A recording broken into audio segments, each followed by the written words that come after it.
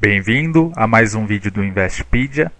Nesse vídeo a gente vai falar um pouquinho sobre a fórmula de Black-Scholes e como calcular o preço teórico de uma opção de compra. Se você ainda não sabe o que é Black-Scholes, dê uma olhadinha no artigo na parte de opções que chama-se Decifrando Black-Scholes. Lá a gente explica direitinho o que ele é e quais são as variáveis e como interpretá-lo, ok? Então vamos aqui para o cálculo. A gente apresenta aqui, como vocês já viram no artigo, a fórmula da opção de compra, lembrando que o C significa call, da opção de compra. Aqui embaixo a fórmula para a opção de venda, lembrando que o P significa put, que é a opção de venda. Aqui os cálculos intermediários D1 e D2. Esses cálculos são apresentados separadamente para facilitar a leitura da fórmula, ok? Então vamos partir para o cálculo aqui. A primeira coisa que a gente vai calcular é o D1 e o D2. Para calcular a fórmula de Black-Scholes, a gente precisa de algumas variáveis, que são o preço do ativo subjacente, o strike da opção, a volatilidade do ativo, a taxa de juros da economia e o tempo que falta para o vencimento da opção. Então aqui no preço a gente escolheu R$ 32,00, o strike da opção 34, a volatilidade a gente está supondo que seja 30%, a taxa de juros 8,75 e o tempo em anos.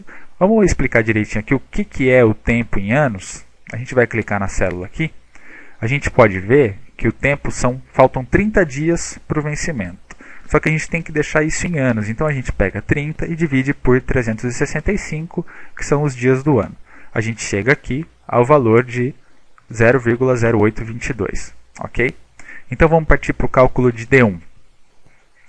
D1 é igual ao logaritmo do preço do ativo dividido pelo strike da opção, mais a taxa de juros, a gente vai pegar aqui a célula, mais a volatilidade elevada ao quadrado,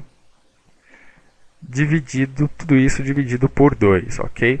A gente vai fechar parênteses, vai multiplicar pelo tempo, escolhe aqui a célula do tempo, fecha parênteses, e a gente vai dividir tudo isso pela volatilidade, a célula da volatilidade aqui, vezes a raiz do tempo. Isso, explicando mais uma vez, que é aquela fórmula que a gente apresentou anteriormente, ok? Então a gente chega aqui no cálculo de D1. Só lembrando mais uma vez, tudo isso que a gente fez ali na outra planilha é esse cálculo aqui de D1. Agora vamos calcular D2, que é um pouquinho mais simples. Como a gente pode observar aqui, D2 é igual a D1 menos a volatilidade vezes a raiz do tempo. Então vamos aplicar isso no Excel. Então a gente vem aqui em D2, é igual a D1, seleciona a célula do D1, menos a volatilidade multiplicada pela raiz do tempo, ok? Então a gente chega aqui ao cálculo de D2. Vamos relembrar a fórmula para a opção de compra, o preço teórico, né? Então a gente tem aqui que o preço teórico de uma opção de compra é igual ao preço do ativo vezes a distribuição normal cumulativa padrão de D1 menos o strike vezes o exponencial elevado a menos a taxa de juros vezes o tempo multiplicado pela distribuição normal cumulativa padrão de D2. Tudo isso parece meio complexo, mas vamos calcular aqui no Excel que vocês vão ver que é tudo muito simples. Basta seguir todos os passos aqui, ok? Então vamos lá. O preço teórico para uma opção de compra é igual ao preço do ativo multiplicado pela distribuição normal cumulativa padrão. O nome é complexo, mas o atalho no Excel aqui é dist.normp, ok? De D1, a gente seleciona aqui a célula de D1, fecha parênteses, menos o strike da opção multiplicado pelo exponencial, no Excel exponencial a gente escreve exp, abre parênteses, de menos a taxa de juros vezes o tempo, fecha parênteses, multiplicado novamente pela distribuição normal acumulativa padrão, que é o dist.norm P de D2. A gente seleciona aqui a célula de D2. Então a gente tem aqui 0,46 ou 46 centavos, que seria o preço teórico de uma opção de compra. Tá? Opção de compra é a única que tem liquidez aceitável aqui no Brasil.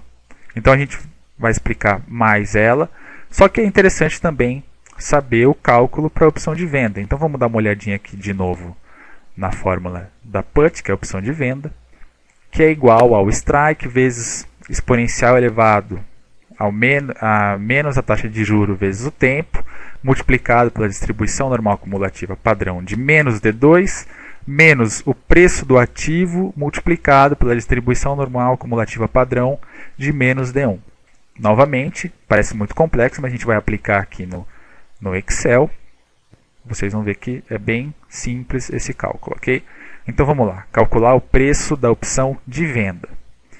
É igual ao strike da nossa opção que a gente está simulando aqui, multiplicado pelo exponencial de menos a taxa de juros, multiplicada pelo tempo, a gente fecha parênteses aqui, multiplicado pela distribuição normal acumulativa padrão, que é o dist.norm P, de menos D2, é importante que sempre que for menos colocar o sinal aqui, então a gente vai selecionar aqui a célula de D2, fecha parênteses, menos o preço do ativo, multiplicado pela distribuição normal acumulativa padrão, dist.norm P, de menos D1.